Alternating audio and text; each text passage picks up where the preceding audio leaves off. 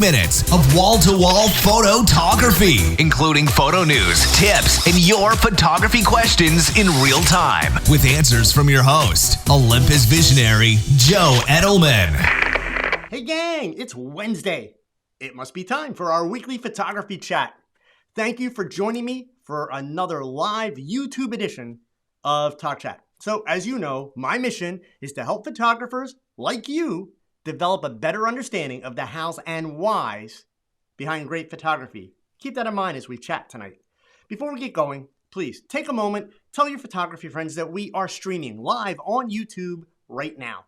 As always, Twitter, Facebook, they are the fastest way to get the word out. You can go ahead and click that share button right down there, okay? Or I'll go ahead and I will share the link for you right here in the chat window. It is tog.chat/live. Help me out. We've got photographers tuning in from all over the place. I've got Timber Geek in Connecticut, Phil in Dallas, Texas, Jessica from Mobile, Alabama. I got Dean all the way from the UK, Terry J in Southfield, Michigan. Terry, if that's anywhere near Detroit, I'm going to be there next week, Ann Arbor. Hopefully you're there. Russ in New Zealand. Happy tomorrow, Russ. Doyle down in Texas. I got Alan in Vancouver, Canada. Eric out in Ohio. Alan in Copenhagen, Denmark. We have people from all over the place here. So please, check in. Let me know you're here. Let me know where you're from. I'm not going to lie. That's one of my favorite parts of the show is seeing where everybody's at. Okay? All right. Now, before I go to this next piece, since there was some grumbling last week, I am going to hit the button to do the little transition. I have not yet turned down the volume. And I'm not making fun. Like, seriously, I'll go ahead and acknowledge it can be turned down a little bit. It's not exactly high on my priority list. I'm sorry. But for next week, I'll make sure that that volume is dialed down just a little. You ready? So here it comes. We're going to start out with a little bit of business and some announcements. All right. Now, I'm excited because tomorrow, in fact, tomorrow morning, like I'm not going to get much sleep tonight tomorrow morning. I'm headed to the airport and taking 2 planes from Philadelphia to make it to Indianapolis, Indiana. And I will be spending tomorrow evening at Robert's Camera in downtown Indianapolis, doing the first stop, the very first stop on the Olympus Capturing Light Tour. And I am super, super excited to be doing this. You can get all the details about my stops on my website here, and I will share the link with you. I am splitting the duties on this tour with my fellow visionary, Peter Baumgarten, who is from Canada, north of the border.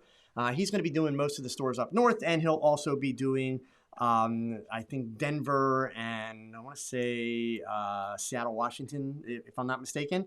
So tomorrow night, Thursday, the 20th, I'll be in Indianapolis at Robert's Camera. So if you are in the Indianapolis area, I hope to see you.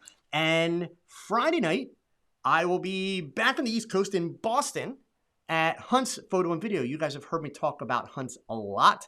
I'll be at their main store in Melrose, which is just north of Boston. This is actually a really cool event. I hope you can make it. And the best part, it doesn't matter what brand camera you shoot. Yes, it's sponsored by Olympus. Yes, we're going to show off the new camera. Yes, we're going to talk about some of the cool features that Olympus offers that no other camera brand does. But here's what this event is really about.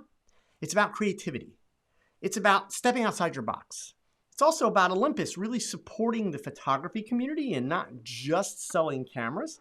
There are prizes that will be given away. There are also actually door prizes for, I believe it's the first 50 people that arrive at each of the event. They'll be going home with a cool little LED light that you can try some light painting with. And the big prize of the night is a full deluxe kit of light painting brushes from lightpaintingbrushes.com. Really, really awesome light painting tools. So I hope to see you at one of those 2 events if you are in either of those 2 parts of the world. Next week, I'm going to be at WPPI. So if you're going to Vegas, I'll be in town for literally about 30 hours. That's it. Tuesday afternoon at 1:30, I'll be at the Savage Universal booth. And again, prizes. We're going to have fun. We're going to do a little demo. You're going to get to shoot what I'm shooting. And did I mention prizes? Yep. So stop by. I'll be there for 2 hours from 1:30 to 3:30.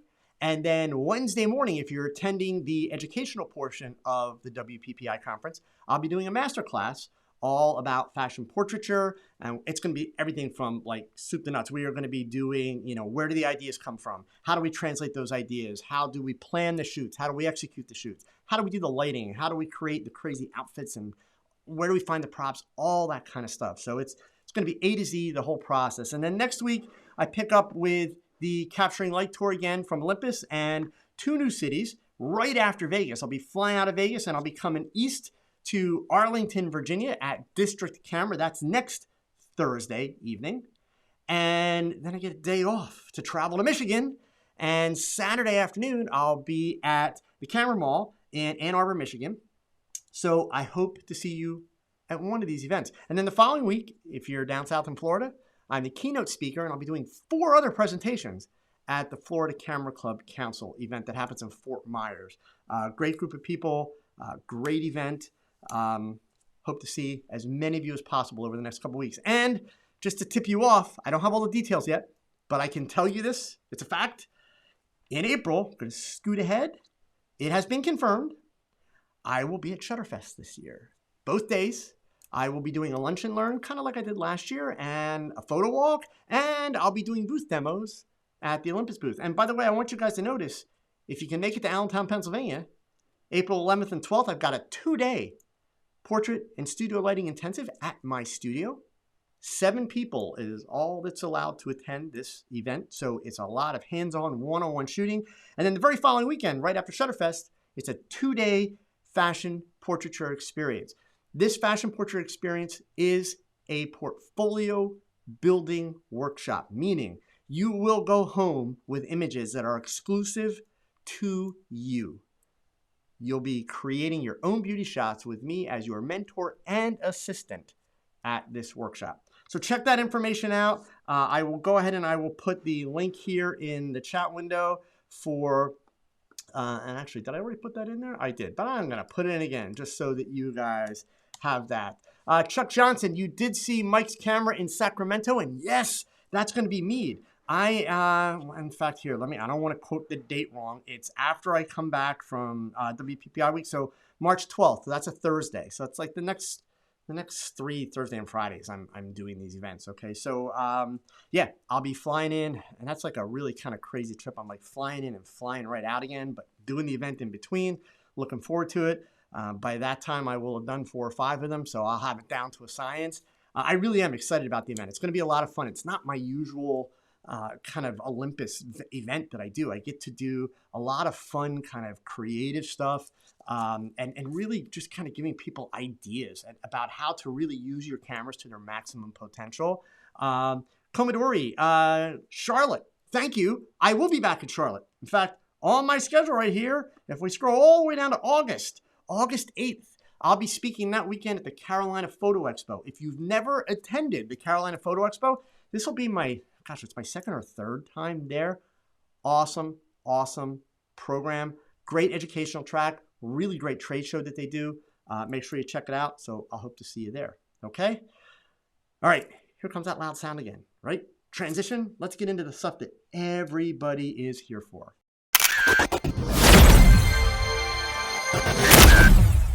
All right. So our topic tonight, interestingly enough, this is one that got a whole lot of people talking in my Facebook group.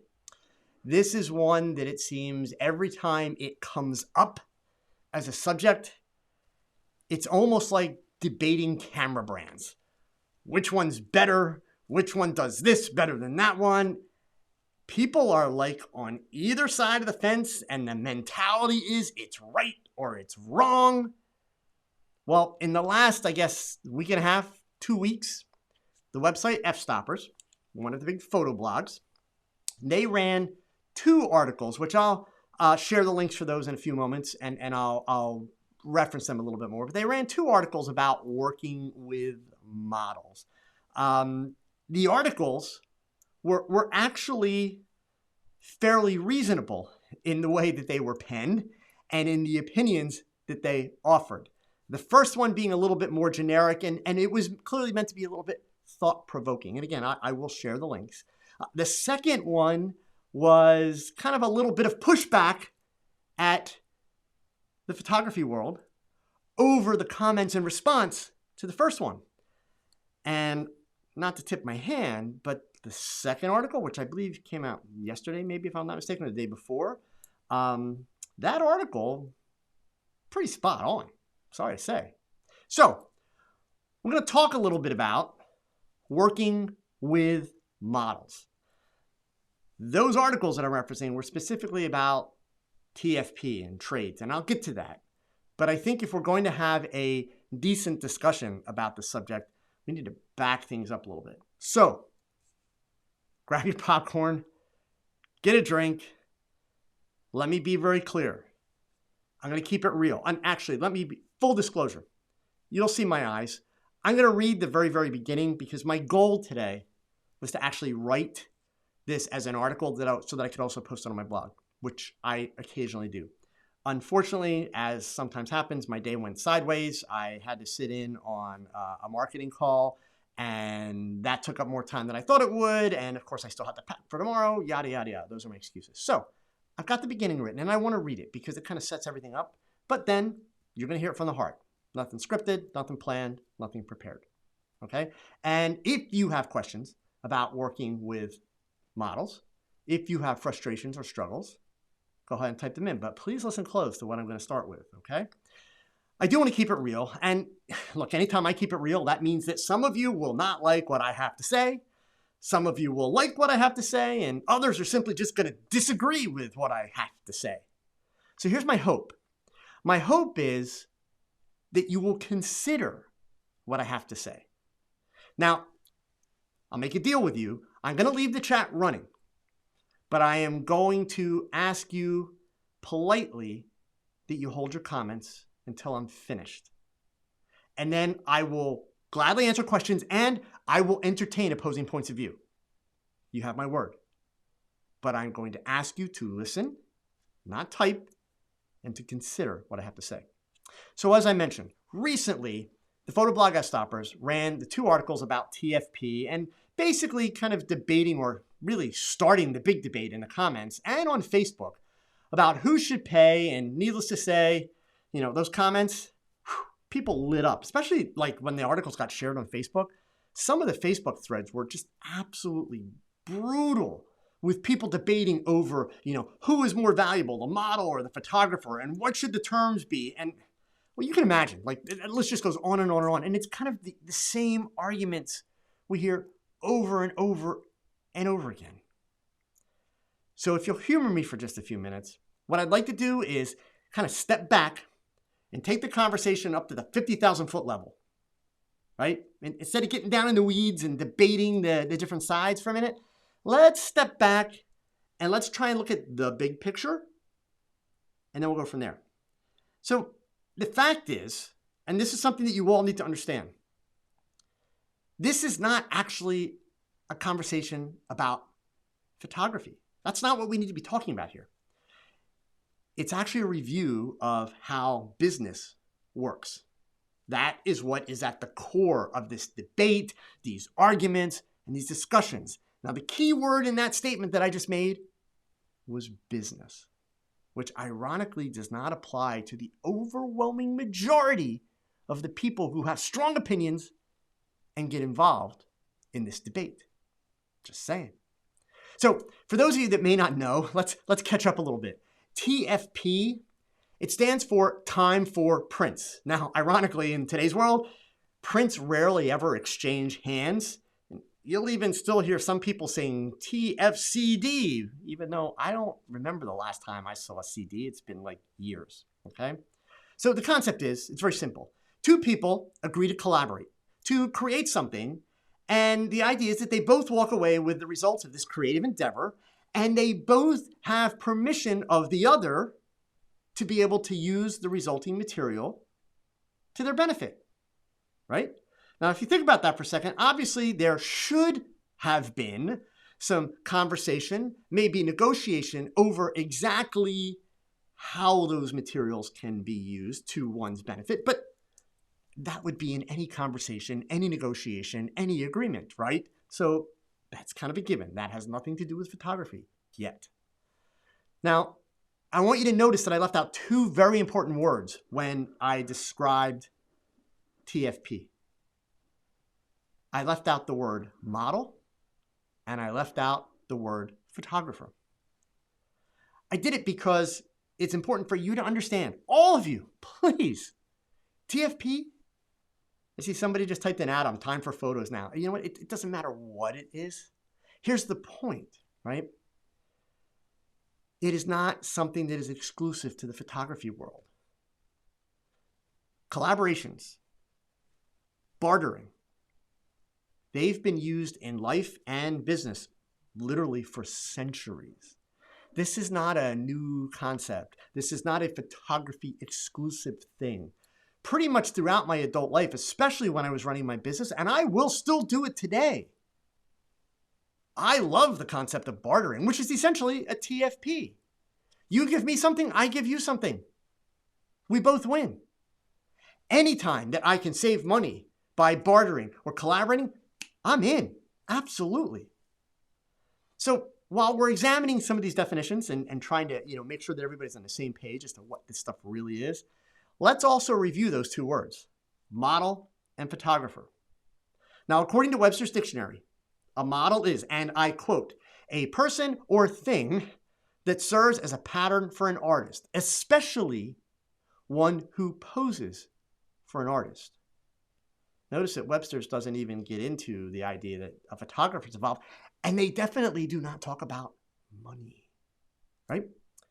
Webster's goes on to define photographer as one who practices photography, which is described as the art or process of producing images by the action of radiant energy and especially light on a sensitive surface, such as film or an optical sensor. So that means, don't hate, just keeping it real. That means that the person who is being creative with an iPhone, deserves to call themselves a photographer every bit as much as I or any of you that are watching this YouTube stream or listening to this podcast, especially if they are truly working at being creative. And there are some insanely creative photographers using iPhones. And that's a cool thing, folks. Sorry, but it is. That's a very cool thing. That's not bad. So the headline was that kind of got this whole conversation started. And I'm going to bring it up on my screen here so that I can share it with you briefly. The headline was, if you shoot TFP, you are killing the industry. And, the article, it brought up some good points. I don't agree with a lot of kind of what was inferred, but I also don't disagree, right? It, of course, was in the, comments, all 92 of them at this point, and the probably thousands that exist online that everything just went, completely sideways. And then, in fact, here, I will go ahead and I will share that link with you folks so that you have it here. And let's see, let's put that in there. So in my Facebook group today, I went ahead and, I posted that this is what we were going to discuss. And I thought, okay, I know that I will get some varied opinions. And so I thought that I would share some of these opinions first, and then I'll give you my thoughts. And some of you, by the way, have asked some awesome questions about working with models. Keep going, okay? Put them in there. I only have one request about your questions regarding working with models. Don't trash the model or any model, because here's the thing. I will probably turn it around and make you the bad person. Not as punishment, but just because if you're trashing the model, you're not seeing the big picture and you are really being kind of very short-sighted. That's why, right? So here's some of the comments that I got back when I posted this in my Facebook group. From Trevor, I would have thought that it depends on who wants the images. It will be interesting to see what other people's views are. Bill Kelly, and Bill, I have to give Bill a lot of credit here. Bill wrote me what is literally a short novel about his thoughts, but I want to give you just the intro to it because it kind of sums it up. In a free market, payment is a matter of supply and demand, which is absolutely correct. Okay, economists have known that for decades, many, many decades. The one with the demand will pay the one who can supply, and at that level, the truism is a bit trite, but true nonetheless. It is. Okay. Another comment. Now, again, I'm not going to read all of Bill's comments because he went into great length on that, and I appreciate that, Bill. Here's one that's a little bit longer than a sentence, but I will read. This comes from Doyle, and I know Doyle's here watching tonight. I'm not a model photographer. In other words, my business model doesn't include seeking out models, experienced or inexperienced, to whom he might charge a fee for a session. I would, however, consider hiring a model to help me do a concept shoot, or to try out a lighting idea, or some other idea with the goal of skill improvement in mind. In those cases, I would pay the model. His or her time is valuable. I would review the images of a model I had in mind, contact that model, and negotiate a rate based on their experience. If a model contacted me to photograph them because they liked my work, I have a fee for that already. Regarding TFP, I generally avoid it as most models seeking TFP don't suit my needs as a photographer. And as I said, I prefer to seek out a model and pay that model when I want to do something specific. Caleb, all I can say is per your advice, I now have an online pre-shoot form ready for any model who expresses interest in shooting together. No exceptions.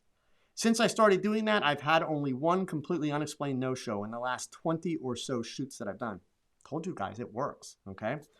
That was solid advice and easy to implement. In the end, I think it's most important photographers who want to work with models develop a system that doesn't waste their or the model's time. Extremely important and very, very wise statement, Caleb.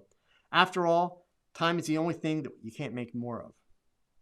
And then Doug Knapp, my 2 cents. He gets 2 points here. Models should never pay the photographer for pictures for her portfolio. When a model posts they want to do a trade shoot, photographers pour out of the walls to do the shoot with her. The model should have no trouble finding a photographer who will give her good pictures for trade. A new model once told me a photographer said she had a great look and had a lot of modeling jobs, and he had a lot of modeling jobs for her.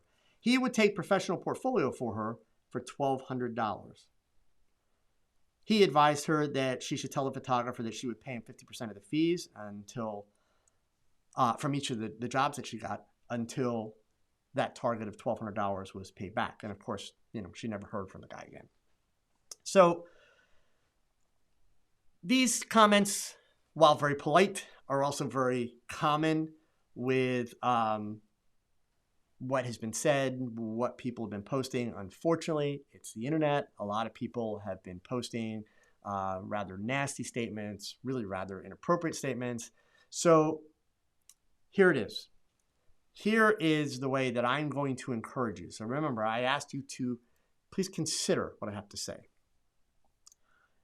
The headline from F-Stoppers used a word that is a joke.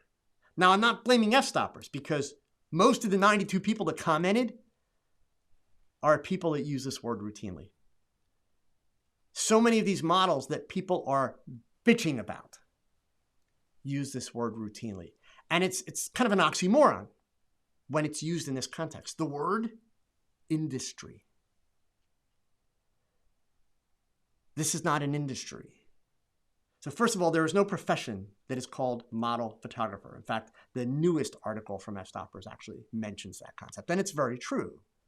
There are photographers who shoot models for fashion. Like, I'm talking photographers that are being paid by a client. So this is not the photographer saying, oh, I want to add to my portfolio. This is not the photographer that's saying, yeah, I'm willing to pay somebody to get in front of my camera. No. This is a client who is hiring a photographer, paying the photographer to photograph someone for some purpose, i.e. that someone is a model.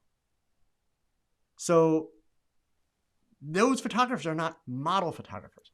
They are sometimes fashion photographers. They are sometimes commercial advertising photographers. They are sometimes lifestyle and editorial photographers.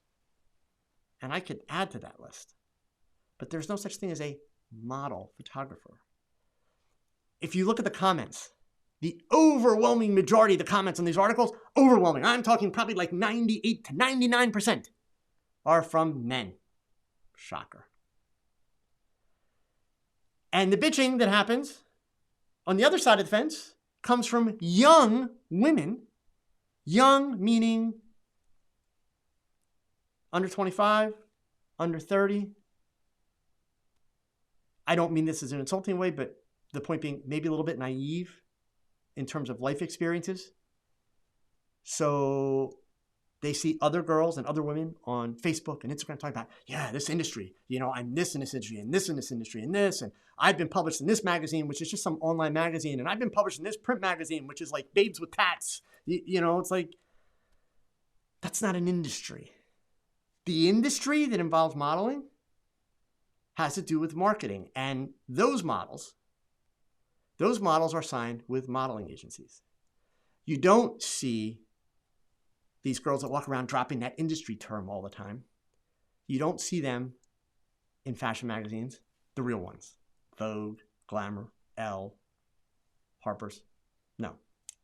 You don't see them on billboards. You don't see them in the print mags that are drawing heavy traffic and heavy and big advertisers. You don't see that. They're not getting paid with an agency taking 20% of what they make and charging the client 20% of the model's fee. There's a reason for that. And then we'll get to this TFP stuff. The reason for that is very simple. If a company like, I was going to say Victoria's Secret, but they're so upside down right now with their advertising. They're probably the worst example to give, right?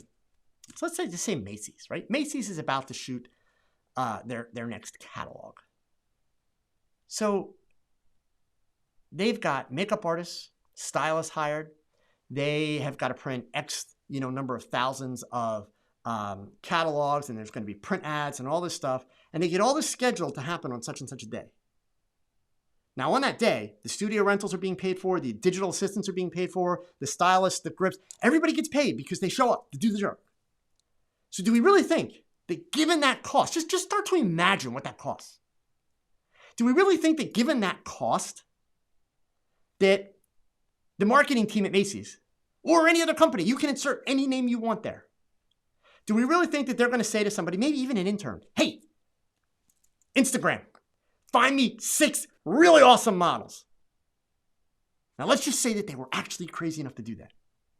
They go to Instagram, they find 6 really amazing models. Now, when I say really amazing models, they have an amazing Instagram profile, because that's the real world.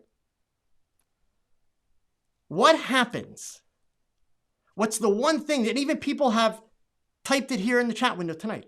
What's the one thing that all of you photographers bitch about TFP models? They flake. They don't show up. There are no shows. So do we really think that a company like Macy's, or again, insert any other company name, do we think that they would take the risk, given the cost, of contacting some girl via the internet and saying, yeah, we want to put you in a Macy's ad. It'll be awesome. We'll pay you this much. Show up on Friday, 10 a.m. Here's the address. Do we really think they're going to take that chance? Of course not. That's why they are going to go to an agency, because the agency provides several benefits. So, first of all, the agency, in pretty much every state, they're licensed and they're bonded. Bonding is insurance. So that means that if the agency convinces Macy's to hire a girl and the girl flakes and Macy's loses money, they're going after the agency for the lost funds. If they find some girl on Instagram, who are they going to go after? They're going to go after Instagram? It's not their problem. It also means that this agency is going to provide a service to Macy's. Macy's is going to be able to say, hey, listen, we need a lot of diversity. We want Latinos. We want this. We want that. How do we get that? The agency is going to find that, right?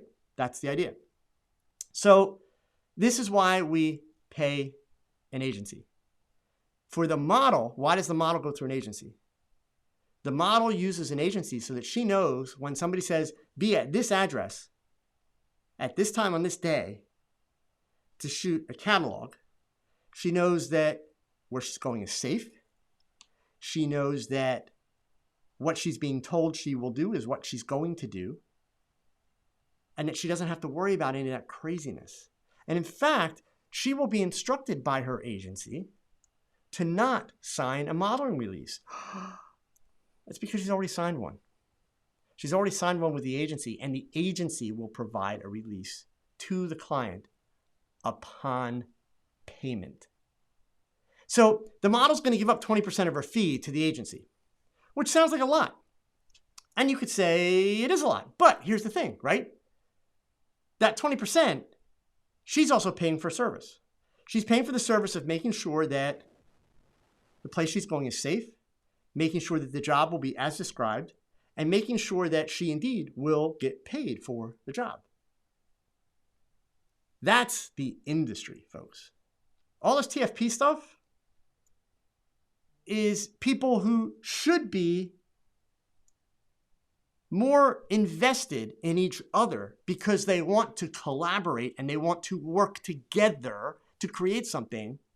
So they should be more invested in the benefit that each party receives. But instead, they're not. They're lazy. Photographers, folks, I'm sorry, but a lot of you do this. You develop this idea that because I have spent $10,000, $15,000, $20,000 on camera gear, well, I had to make this big investment. And then for the model, what investment did you make? Excuse me? That's so wrong. It's so wrong. Are you going to have that model do her own makeup? If you're not, or if you are, excuse me, she's got to spend money on the makeup. She has to spend gas to get there. She has to spend time. What is the model's product? The model's product is good looks, good figure, and the ability to act, to portray the character and the emotion that you want. So you have to start valuing what the model's doing. Now, guys, does this mean that you've got to pay everybody? No, it doesn't. But you also have to understand that once a girl has worked herself to the point where she is able to state the fee and have people pay that fee, if you're not doing work that is incredible, she is not going to be interested in doing a trade with you, and she's certainly not going to be interested in paying you. It is fun to photograph beautiful, attractive women. Duh. But that's it. It's fun.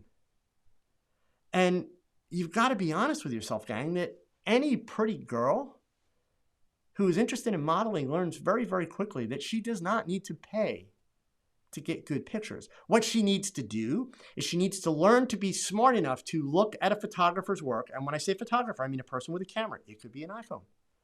She needs to learn to be able to look at a photographer's work with a critical enough eye to say, yeah, you know what? Those pictures, they don't look like the kind of photos that I want to appear in. They don't look good enough to be in a magazine. They don't look good enough to be in a billboard, whatever. And she also has to learn the lesson that they're not going to look good enough just because she shows up. If the photographer doesn't have that skill set, then they don't have that skill set. That doesn't mean the photographer sucks either. That just means that that model is beyond your scope at this point. You know, it's no different. Somebody, it was either in my Facebook group or maybe it was in the F-Stoppers. I apologize because I'm gonna steal somebody's quote. So at least I'm being honest with you. I'm stealing somebody's quote. Somebody made the comment that, you know, if I was to ask Carly Kloss to photograph me, she probably would not agree to you know, pose for me. Well, that would be the same for me, right? Why would she? You know, it's funny. People have asked me here on TOGCHAT, if you could photograph one person that's alive today, one person, Joe, who would it be? And a lot of you will laugh when I tell you the answer, but it's God's honest answer. If I could photograph one person, and I would not want to photograph this person as a celebrity, I would want to photograph this person in the fashion portraiture style of imagery that I do, it would be Taylor Swift. I think she's incredibly beautiful. I love her energy. I love her personality. But let's face it, Taylor Swift has no reason to get in front of my camera. So the likelihood that that would happen in my lifetime is probably like a big goose egg. That's just the reality of the situation. So, you know, what it comes down to, gang, is number one, and then I've got some really good questions that kind of come into the back end to part of how do you solve this kind of seemingly miscommunication that goes on, right? It starts with being realistic about what your capabilities are, right? There's a fine balance in the creative world. And this doesn't just apply to people photographing models. This applies to photography in general. And we all struggle with it. We all struggle with it.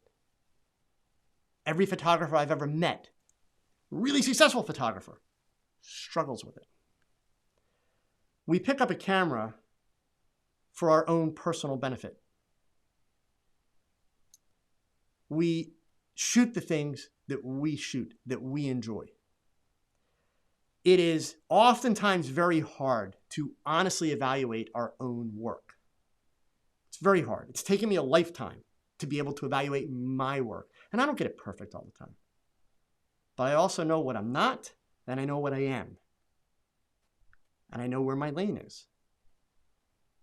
One of the other things that I do to avoid this whole dilemma of, model expects this, I want this, etc., which, by the way, it's so easy to avoid that dilemma just by communicating. But one of the other things I do, I want to point out to you folks, look at my portfolio, pay close attention to my images as you see them show up online, and you will notice that I work with very few models. I'm not really interested in working with a girl who wants to get in front of a camera every 2 or 3 days, which is what most of these amateur models do. And by the way, can we just be really clear? Amateur is not a bad word, right? It's not a bad word. Amateur just means not doing it to pay the bills. That's all. That's all. It has nothing to do with quality. It has nothing to do with appearance. It has nothing to do with ability. It's simply about not paying the bills. So for me, why would I want to photograph somebody that is going to go out and do 75 shoots in the next 3 months? And half of those 75 shoots we know are going to look like crap. The other half going to be okay. Some of them could look so much better than mine. So why would I actively want to pursue somebody that I know is going to be rushing around to get in as many shoots as possible to make my work not look as good? Or to make my work look more pedestrian, because this girl's face is freaking everywhere. And it's not like she's a celebrity, not like she's famous. Plus, if I go after this girl who's on Facebook or on Instagram and trying to get all these photo shoots all over the place, I also know that she's going to walk into my studio with other people's habits, probably bad habits that she has learned from photographers who do not really know how to coach a model, from photographers that don't have the experience to actually train and develop the model in the first place. So then I'm fighting those bad habits. Whereas if I find somebody that's not out there all over the place trying to be a model, and I work with them, I'm teaching them my habits. I'm getting images that are exclusive to me, and nobody else is going to be out there chasing that face.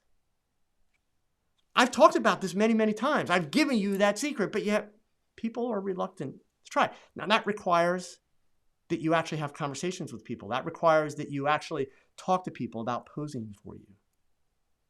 That requires interacting with people, which, by the way, you can't photograph them without interacting. So why is it such a big deal to talk to people? Even in today's world, where it's really easy for a man, especially like a middle-aged man, to kind of cross that line of being a perv, or at least being perceived as a perv, if you are respectful, treat people sincerely, which starts with putting yourself in their shoes before you open your mouth. You can still talk to people about modeling, about wearing lingerie, about posing nude. But there's a respectful way to do it and a not too smart way to do it, which is simply disrespectful. So, I guess ultimately what I'm trying to say, gang, is number one, you know how I get on everybody's case about getting all hung up on, this camera's better than that camera, and is this company going to go out of business or that company out of business, which, by the way, they started that whole debate up again this week, right? Come on. Why did you pick up a camera in the first place? If you want to photograph models, if that's what you enjoy, if that's what gives you pleasure, do that. But understand that you've got to put real effort into it. Effort isn't setting up your lights, gang. That's not effort. That's just part of the crap that goes along with being a photographer. If you want lights, you got to set them up, right? That's not effort. Effort means that if somebody is worth photographing, if somebody is worth collaborating with, if somebody is worth doing a trade with, then you need to put in effort. That effort, just like Caleb confirmed, by following my guidance, he eliminated his cancellation problem. By putting in that effort, you are actually collaborating with someone, like actually collaborating. Collaboration doesn't start when you pick up the camera, guys. It just doesn't. And ladies. Collaboration starts long beforehand. Collaboration begins when the idea is first proposed. Collaboration requires a lot of communication, a lot of effort. Effort, planning, creates better images. Just does, right? So, again, I could go on about this literally for hours. But for starters, like, come on, just why the debating? There's no debate because, ironically, it's not an industry. Even though we call it, it's not an industry. It's people that like to model and people that like to be photographers having fun. And that's okay. So let's keep it fun, right? What's the big deal? So one of the questions that Doug had typed in also, when should a model sign a release and when should a photographer tell a release that a model is required? And I saw Viking Reborn up here also type in these TFP groups, as a photographer usually asked to give up the copyrights to the images. So first of all, I can't tell you if a group's saying, hey, you should do that or not, but let's be really clear. Number one, a photographer should never give up their copyright to an image on a trade, period, ever, done. Now, is it okay for a photographer to grant rights within that copyright to say, yes, you can use it for this, this, and this? Of course, you should be, right? A trade is just that. Everybody's got to come away with something that is of value to them. Photographers, you need to stop thinking that your pictures are the value. I can't tell you how many girls I used to talk to when I did portfolios full time.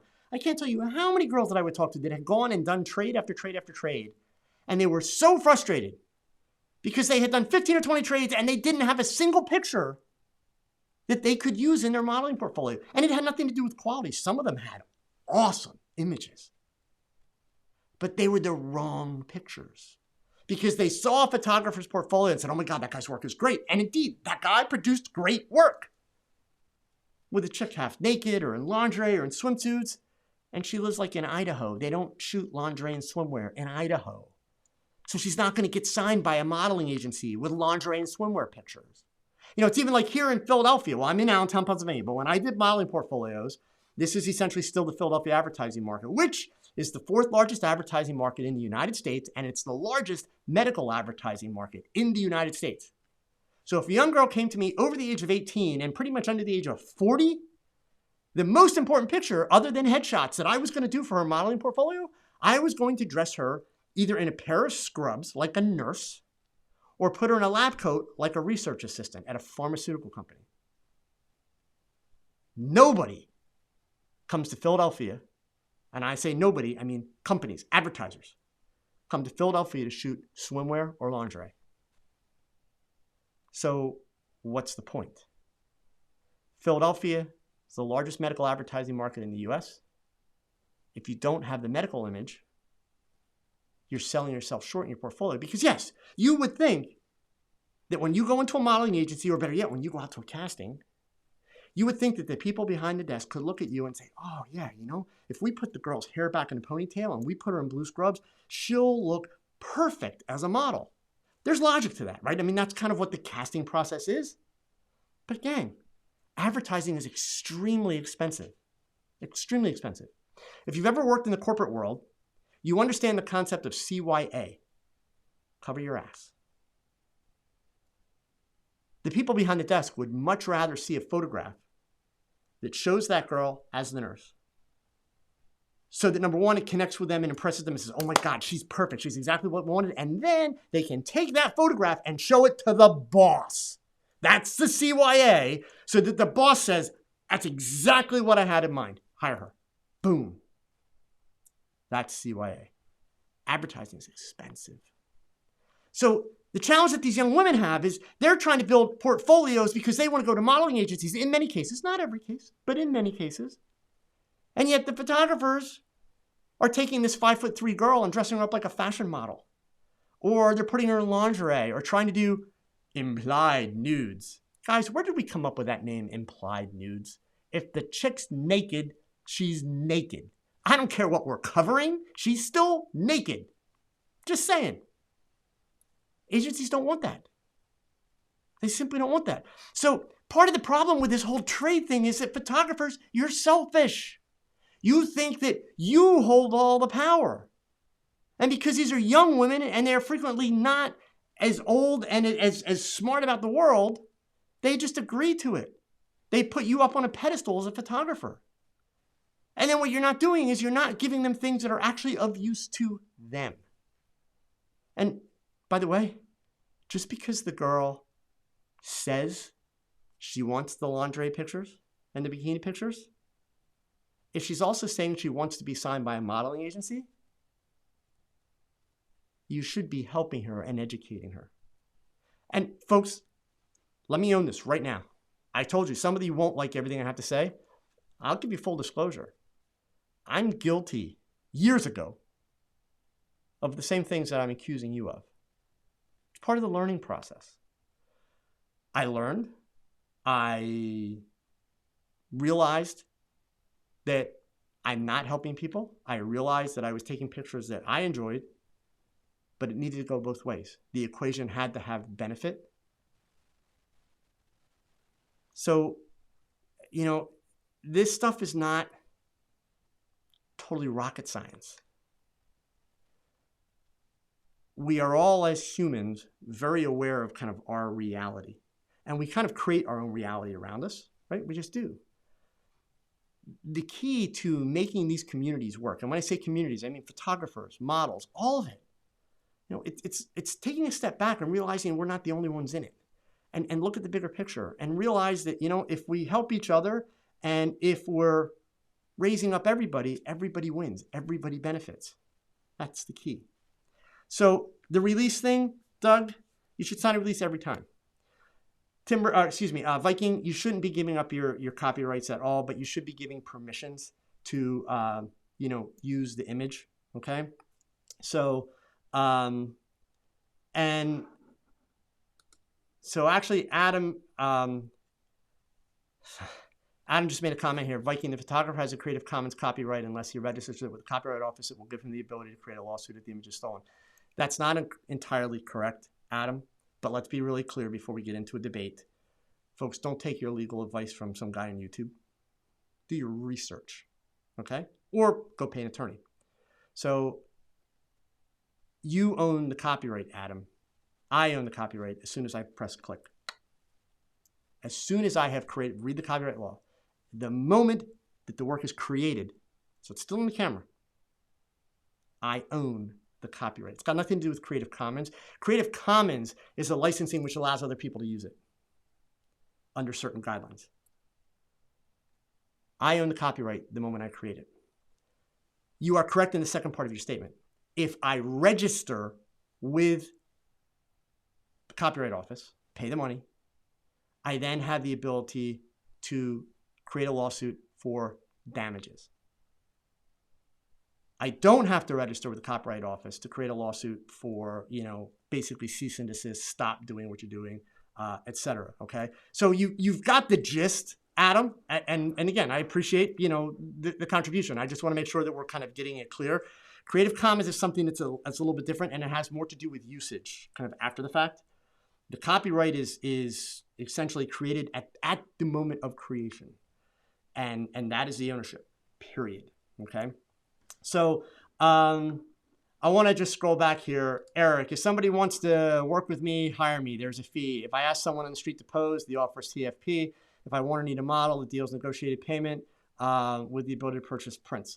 Yeah, and even that, Eric, I would suggest, okay, that the fact that you actually have that much structure to it, it's kind of overthought and really not necessary. Again, life, business, collaborations are not cut and dry. they can be very, very different. So, in terms of your intent, there's nothing wrong with your intent here. I don't disagree with any of it, but I would encourage you, maybe leave your mindset open a little bit more. Let's see here. Scrolling back up here, I saw there were a couple of others. Let's see. We had people talking about time for prints. I saw there was a question up in the beginning, and Photo Mika, shout out to TFP. It helped me make a way out of no way. Yeah, and I mean, believe me, the concept of TFP, that's a new label. That label is less than 20 years old, realistically. Okay, maybe it was around a little bit before that, but doing trades, that's been around forever. I did trades with people when I was 15 years old. When I was 15 years old, I asked a girl who was in my grade at school if she would pose for pictures for me in my house. So when I asked, as a gentleman, I asked her if she would ask her mom if she was allowed to do that. And her mom came, which was cool. It was fine. I, had no crazy, intentions, but this girl's gorgeous. So far out of my league, so believe me, I had no crazy intentions, but she's gorgeous. And I had just gotten my first Vivitar 283s and a Photoflex umbrella, and I wanted to learn how to use them. And I was shooting with Kodachrome film, ASA 64. So, yeah, and it was a trade. We didn't discuss, what are the terms? There was no internet to post the pictures on. And I shot slides. So when I got the slides back, I showed them to her, and she really liked them. And she said, can I show them to my mom? And I was afraid to kind of just give her the slides, to take to mom. So I said, well, how about if I stop by your house, and that way I'll show your mom? And of course, mom saw them. Mom fell in love with them. And then she wanted to buy a whole bunch. And I was 15 years old. I was like, sure, but I don't know. So I was like, look, I'm not going to charge you for them. This is what it cost me to get a print made. Tell me how many you want, and I'll get the prints made. It was a trade. It's time for prints, essentially, right? Except I didn't have to pay for the prints, but I did all the legwork to get them done. So this idea of collaborating and doing trades and all that kind of stuff, it's not new. It's not a new world, real world problem. The real world problem is that people are kind of selfish and they're not considering what's the other half of the equation? What does the model get out of this? All right. Matt Dillon asked a question here. What techniques do you use to calm a nervous or tense model? So right out of the box, that sentence also, Matt, has kind of an oxymoron in it. So let me explain. Nothing that you said that's wrong, but there's two conflicting things. Nervous and tense and model, right? So I understand what you're asking me, and I'm going to deal with that. But let's just since we have all these people talking about models and photographers and industry, let's be really clear, right? If this person is an experienced model through a modeling agency, they better not show up nervous or tense. And if they are, I'm concerned, have I done something wrong to cause that situation? And I'm going to do some really, really strong self-evaluation right out of the box. Again, if this is an experienced model who's coming from an agency. If we're referring to a model as in, hey, a neighbor or a friend or someone that I have asked to photograph, or even further yet, someone that I've met and was willing to reach out and say, I would love to photograph you, that's a different story. Then realistically, Matt, we should be assuming from the get-go, before we even actually get the date scheduled. So I'm talking about when we're having those initial conversations, we should be assuming that this person is going to be nervous and has every right to be nervous. You probably would be if it was you having to get in front of the camera.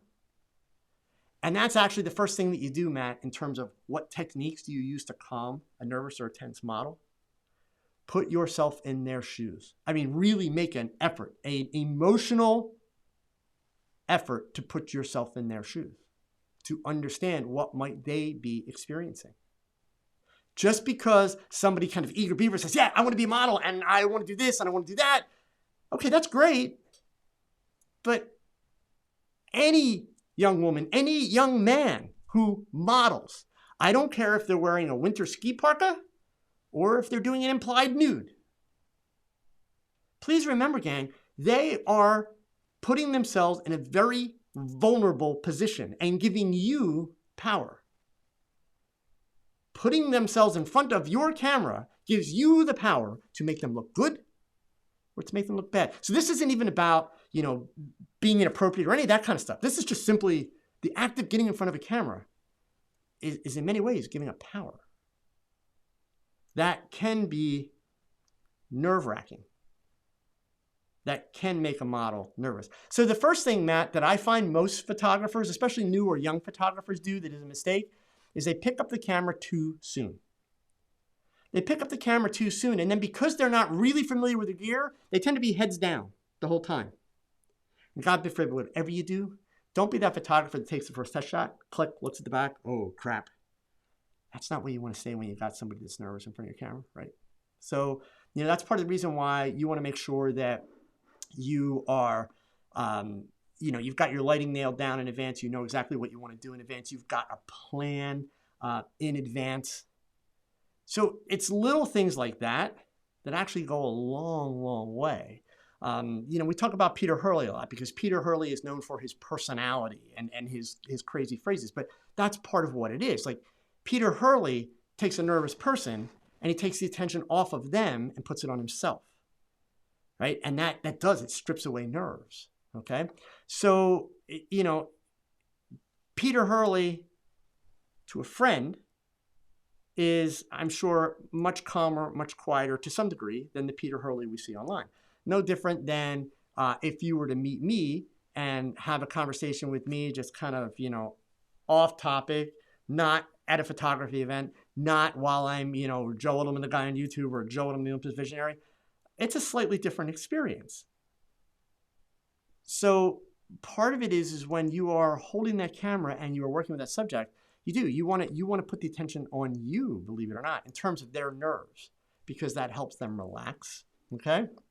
So let's see. Doug, I'm an amateur photographer and set up portrait shoots for a daddy-daughter dance. I did this for free to learn, and they did feed me advice. I'd say good for you, man. Like, that's how you learn. Folks, you have no idea how many photo shoots I've done in my career for free. And I don't regret any of them. Well, there's probably one or two along the way, but for the most part, I don't regret them. Okay, it's part of the learning curve. It simply is. So, Doug, I would say that ideally you should, probably do more of them until you get to the point where you are feeling very, very confident that you are not going to learn anything and you're not going to grow by doing the next event. And then you're ready. Okay. So many new photographers today, and in part, it's because, in your defense, it's in part because of the cost of gear. But so many new photographers start charging for their photography way too early, way before they are able to produce consistently good results. And really what they're doing is they're hoping that essentially, and they don't mean it this way, I'm not trying to say they're bad people, but here's the net result. They're essentially trying to get people to pay them to learn photography, to give them experience. I mean, great work if you can get it, right? But it's not really the ideal way to go about things. So, Flying Monkey, if a model is doing a group shoot, they should be paid, not paying for the shoot, as someone is pocketing the money that the photographers will pay. Yeah, if you're talking, first things first, if the photographers were smart, they wouldn't be doing the group shoot, and then the model wouldn't be doing the group shoot, and everybody would be happy. Just saying. But yes, Flying Monkey, I completely agree with you. If there's money changing hands, the model should get part of it. Hands down, absolutely. Okay? So, Joe's Photography. Question, if a model pays to do a group shoot, that I can pay as well to go to, oh, okay, so this, I see. I was reading a follow-up before. So if the model pays to go to a group shoot that I can pay as well to go to and shoot whatever category they shoot, then ask me if I shoot them and give me rates, how would you handle it? If they're asking you for rates, then give them rates. It's really simple, right? That means, and you should be flattered, that means that they see value in your work. Boom, okay? That's actually kind of a simple business transaction, in that sense. If it's happening, Joe, and I'm not sure if I'm missing the point here. If it's happening at the event, well, then that's probably inappropriate. Just in terms of, hey, you're both there on, one set of terms. I wouldn't go off to the side and charge additional money. I don't think that's quite right. I really don't. Okay. Let's see here. Jay Kingston, great video. Can you talk a little bit about overcoming my nerves at getting into boudoir photography, please? You just got to dive in and do it, Jay. True story. You can all have a good laugh at me. So, well, I'm not going to say how many years ago because I'm not happy about that number, but I took my first fine art nude image when I was 39 years old, almost 40. It was a couple of weeks before my 40th birthday. I had never done nudes before that, ever. And the woman that I photographed, I say woman because she was actually, I think, about 2 years older than me. Beautiful, incredible shape, the whole bit, everything. She insisted. I had done a modeling portfolio for her, and we hit it off, got along very well. She's married, no hanky-panky going on. It's all straight up, but she insisted that I do these images for her. And she had shot fine art nudes before. I had seen some images that she did, and honestly, they weren't that great. So I was flattered that she thought I would do a much better job, and she was comfortable with me doing it. But I kept turning her down.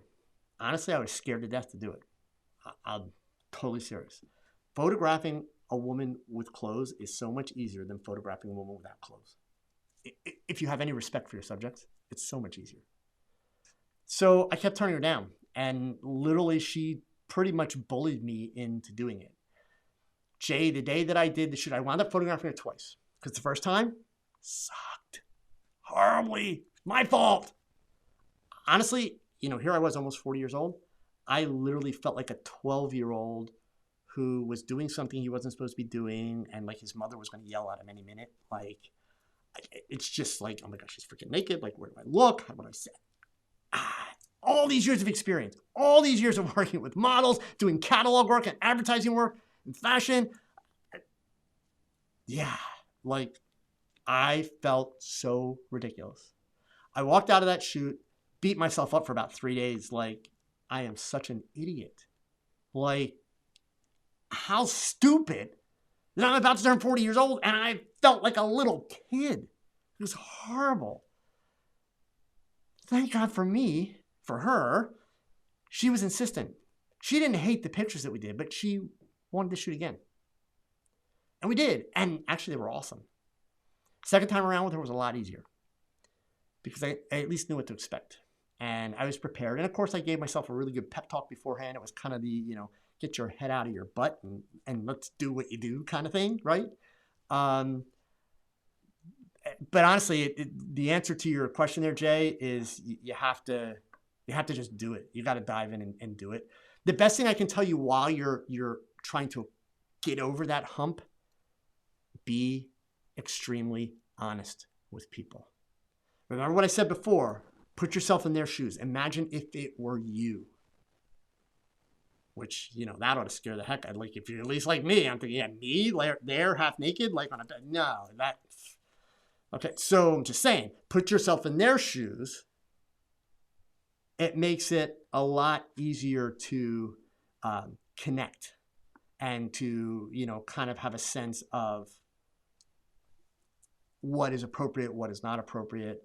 And even if you have an idea for a pose, but you're afraid maybe they will think that it's inappropriate or it's awkward. Number one, ask. And ask in the sense of, would you be comfortable with, would you be okay with? And if it's in your mind that, they may not want to do it because of this, well, then it's up to you to also assure them, that's not what I'm photographing. In fact, that part of your body will be in shadow, so we're not going to see that, but, this is what my idea is. And then what you do, especially if it's, like I've done shots where essentially, I've got the girl kind of laying down with her legs up in the air and crossed. So, in the studio, I'm pretty much staring right at her private parts, okay? And her butt to do this whole shot. And her arms are kind of out in a way that makes this really cool, almost like wing shape. But the image that I'm shooting, all of the important stuff, it's in shadow. It's not there. So when I suggested that to the model, it was hey, I have an idea. Can we try this? If you're okay with the idea, let me shoot a frame to show you exactly what the camera's going to see, and then we can go from there. So I had her do the pose. Eric, thank you so much for the super chat. I really appreciate it. I had her do the pose, and then I stopped, went ahead and showed her so she could see that private bits in shadow, not in the picture, etc. So that's honestly, that's kind of the best way to dig into that, Jay. Okay. All right. Wow. I am like overtime here. Let's try and get one more question. And then one last announcement too, before DP Psycho here. Is lighting and posing a lot different taking pictures in a setting with and without clothing for men and women? Sorry if it's an obvious question. Well, first of all, it's not really an obvious question, DP Psycho, or D Psycho, sorry. Yeah, I can read. It's not an obvious question. It's a very legit question if you've never done it before, okay? And the fact of the matter is that, yes, it's very different. If you're photographing a person nude, you are going to be doing one of two things with your lighting, most likely. One, either trying to highlight musculature and definition. If the person's like really buff, really muscular, you want to show that off. So you're actually trying to create some shadows. So you're going to work probably more with cross lighting or really high lighting to create shadows. Or maybe the person is a little bit overweight or very self-conscious about their body, and they want you to kind of hide some of that size or extra weight or whatever, in which case you'll be creating shadows for a very different reason. It's a different kind of shadow, where basically what you're doing is you're trying to create negative space on the body, right? So yes, kind of a very different approach. I would encourage you, the way to think about lighting, without getting into a whole big lighting lesson now, but kind of at the 30,000 foot level, try not to fall into the trap as you're learning of, well, if I'm doing like a modeling picture, do it this way. If I'm doing a nude picture, do it this way. You don't want to fall into that trap. I would encourage you, as you learn about lighting, and when I say learn about it, I mean learn beyond the textbook stuff, learn beyond the inverse square law. So I'm talking about the learning of doing, experimenting, seeing what happens. Think of lighting as a way to tell a story. Think of lighting as a way to set the mood. Think of lighting as part of the subject matter of your image. If you think of lighting in those ways, I promise you, you will become and remain much more creative with lighting. As opposed to, well, for this type of picture, it should be a 2-to-1 lighting ratio. And for this type of picture, I should maybe go to a 4-to-1 lighting ratio. And oh, this is going to be a fitness shot, so let's do an 8-to-1 and really get the abs. All of those are kind of very mandatory and very predictable. Predictable kind of makes boring, right? So think of the lighting. It's no different than when we watch a movie. You know, you watch a movie, movies have color schemes and they have lighting schemes to them that give that movie kind of its vibe, its flavor. So think of lighting as a character. It's part of your subject matter. And it's part of how you tell the story. When I say tell a story, it may be nothing more than the idea of how you feel about that subject. What is the mood? Is it happy? Is it sad? Is it dark and sinister? Is it funny? Whatever it be, light is part of the way that we tell that story. Okay? All right, gang. So, all that being said, next week, we're taking a week off. Sorry. But next week, I'm in Vegas on Tuesday and Wednesday. I am in Arlington, Virginia on Thursday. And I am in Ann Arbor, Michigan on Saturday. So we will not be doing TOGCHAT next week. We're going to skip a week to the following week. And we'll be back. I'm going to save a lot. There's still some modeling questions I didn't get to. I mean, this is a conversation. First of all, let me thank all of you that we didn't have any really nasty debates going on in here today. There was nothing like what we are seeing in the comment sections of the blogs. I appreciate that, and I love this audience for that very reason. We had some great discussions. We had some really, really good questions. You have my word. I will save these questions. We will come back in 2 weeks, and I'll pick up this topic, address a little bit more of this. In the meantime, if you have questions, one last thing I will show you here. I want to go back to my website. I've mentioned to you guys before that I now post TOGCHAT every Friday as a podcast, right? So you can download it if you're not able to watch it. But also, if you go to my website, let me get back here to the site. Up on the top navigation, you'll see a link that's called TOGCHAT. If during the week, like tomorrow, Saturday, Sunday, whatever it is, if you think of something that you really want us to talk about with TOGCHAT, the best way to send it to me is not like Facebook Messenger or something like that. It's not that I don't want your messages. It's just I can only answer so many questions by Messenger. I'd much rather be answering questions where I can help lots of people, come to this page. I'm going to put the link in here. If you scroll down to the bottom of this page, so on this page at the top, you can actually like listen to the TOGCHAT podcast, but scroll down to the bottom. If you have a question for TOGCHAT, you can type it in there. That way it comes into a database that I open up every week right before. So the folks that have been listening to the podcast, they know about this. For those of you that are watching on YouTube, yes, I will always ask for topics in my Facebook group, which is one way that you can make sure that you are being heard. But in the meantime, if you don't want to forget it, go to this page, type it in. The question's going to come directly to me, and I will try and take it up in the next TOGCHAT. So, gang, once again, thank you all so much. I love nights like tonight. Great conversation, really, really good questions, sincere questions, and people being open-minded. So like I say, it's not about me being right, anybody else being wrong.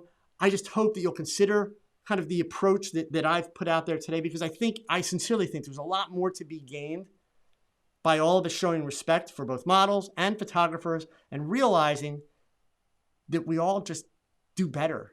We all gain if we all help each other and we work together. It's not one side against the other. Okay? So thank you very much, gang. And as always, please remember. Thanks for watching another live episode of TOGCHAT. Now, pick up that camera and shoot something, because your best shot is your next shot. So keep learning, keep thinking, and keep shooting. Adios.